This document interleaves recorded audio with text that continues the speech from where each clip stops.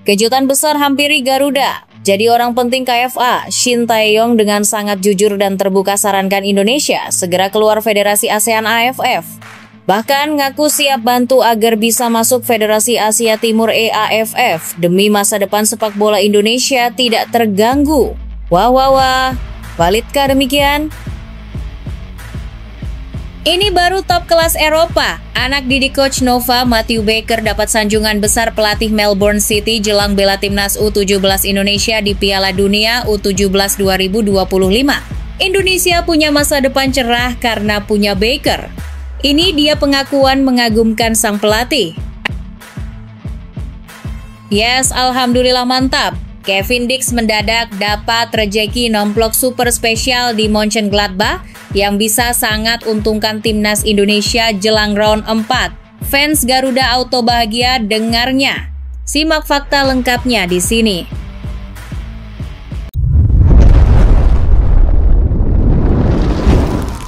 Sebelumnya mohon subscribe channel ini dulu supaya nggak ketinggalan berita terupdate timnas Indonesia. Kejutan besar hampiri Garuda. Jadi orang penting KFA, Shin Tae-yong dengan sangat jujur dan terbuka sarankan Indonesia segera keluar Federasi ASEAN AFF. Bahkan ngaku siap bantu agar bisa masuk Federasi Asia Timur EAFF demi masa depan sepak bola Indonesia tidak terganggu. Wah. Validkah demikian? Kabar mengejutkan sekaligus menggembirakan datang dari sosok yang begitu dicintai publik sepak bola Indonesia, Shin Tae-yong.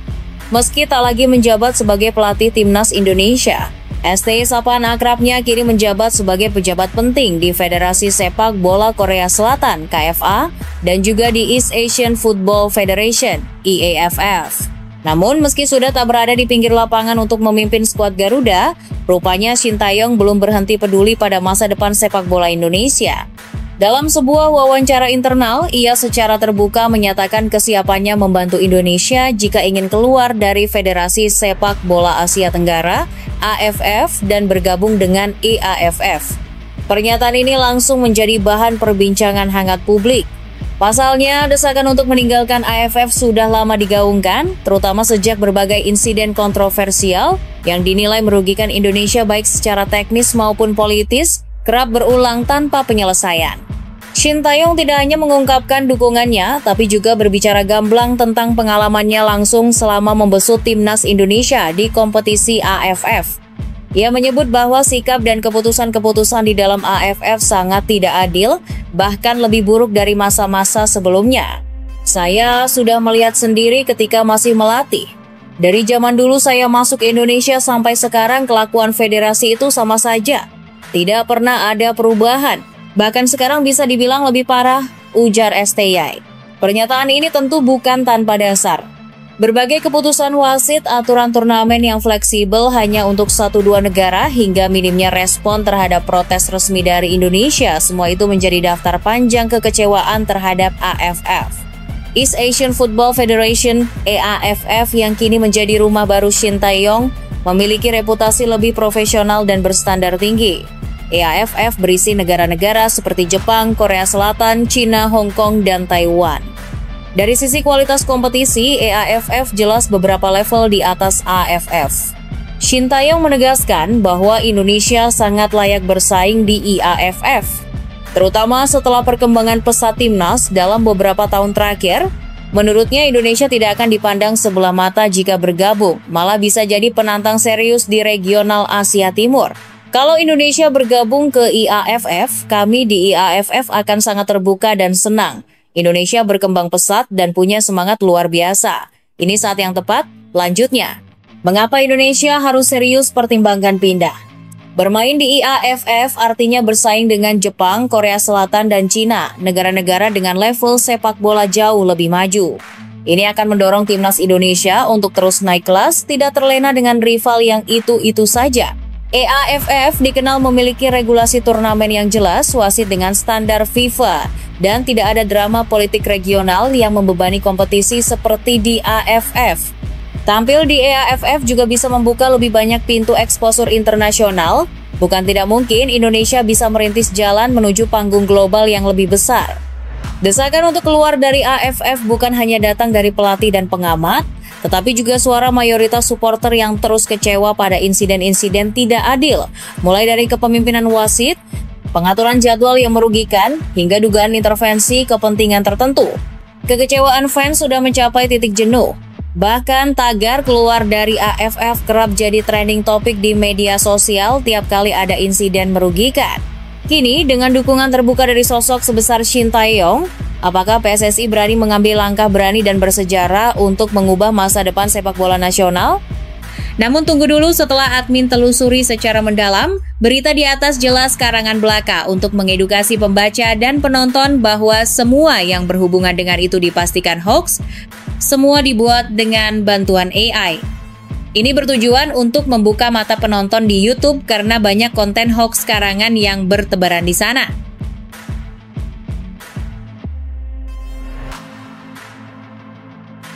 Yes, alhamdulillah, mantap!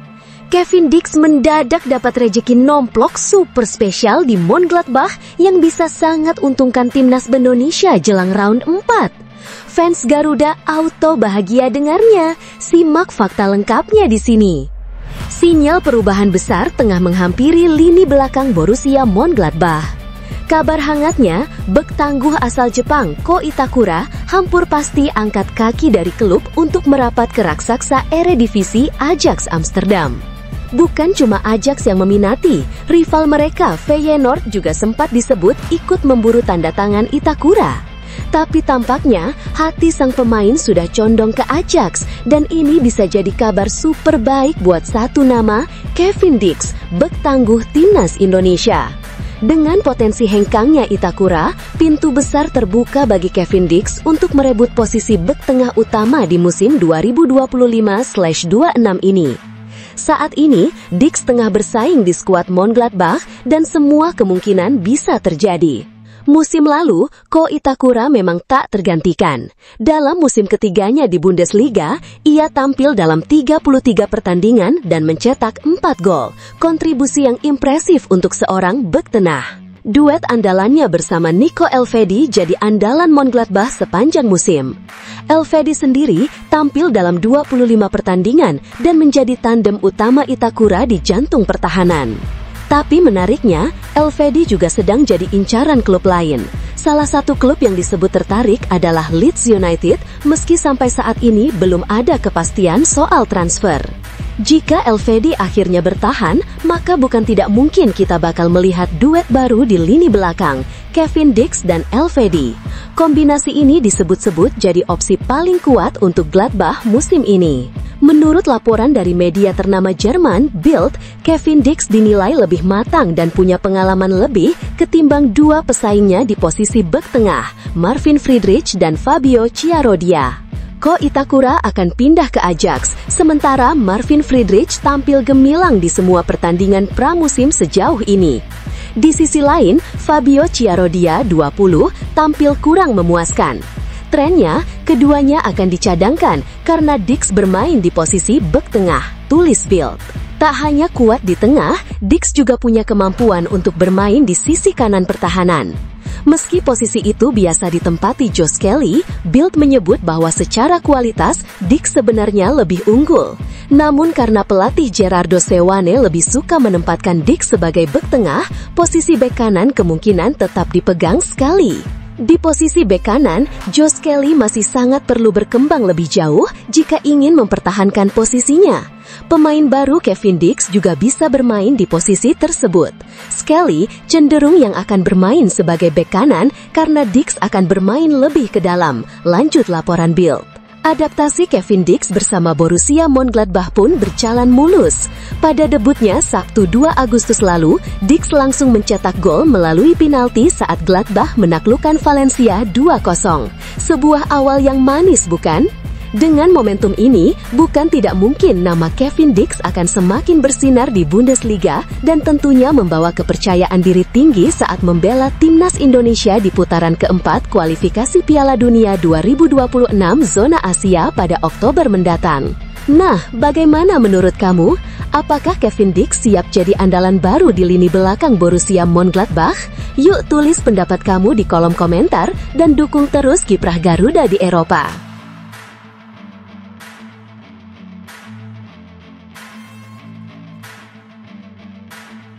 memang pantas jadi preman timnas. Justin Hubner dengan sangat tegas dan keras ngaku bahwa jumlah followers tidak ada gunanya dalam pertandingan sepak bola. Siap buktikan diri punya kualitas mumpuni untuk Eredivisie. Kepindahan Justin Hubner ke klub Eredivisie, Fortuna Sittard, langsung bikin heboh di Belanda. Tapi tunggu dulu, bukan karena performa gemilang atau rekor gol, melainkan karena pamornya yang luar biasa besar di media sosial. Yup, pemain belakang timnas Indonesia ini jadi perbincangan bukan karena statistik permainan, tapi karena popularitasnya yang menggelegar. Di Instagram saja, Hubner sudah mengumpulkan lebih dari 3,9 juta followers, jumlah yang lebih banyak dari sebagian besar pesepak bola di Eredivisie. Namun, meskipun viral di dunia maya, Hubner tetap sadar bahwa sorotan publik bukan jaminan sukses di atas lapangan. Sayangnya, kamu nggak bisa beli apapun hanya karena punya banyak followers, ujar Hubner kepada ESPN Nederland. Begitu kamu ada di atas lapangan, followers itu nggak ada gunanya kalau kamu nggak bisa membuktikan kemampuan.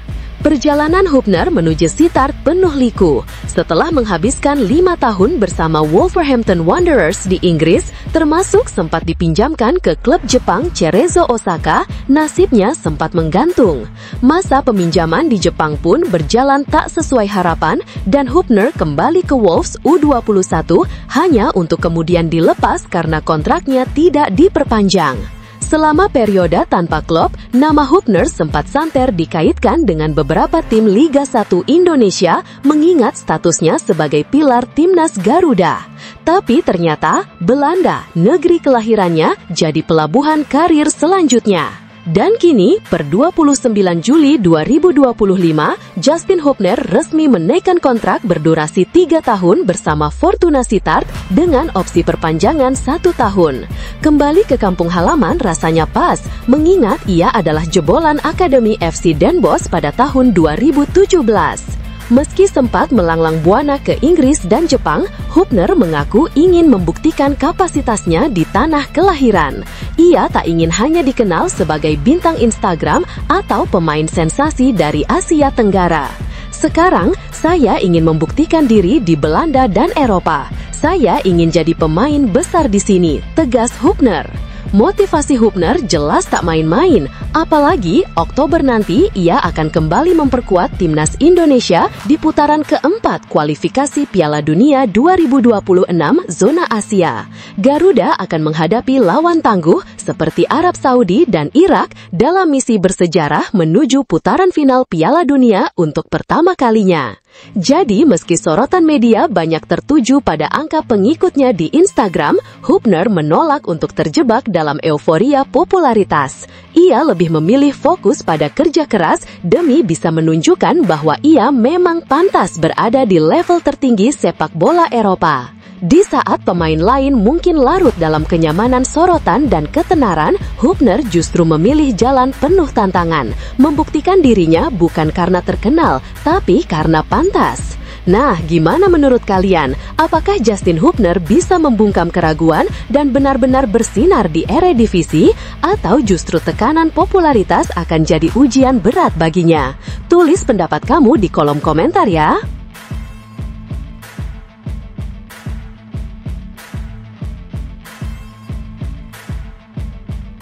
Ini baru top kelas Eropa.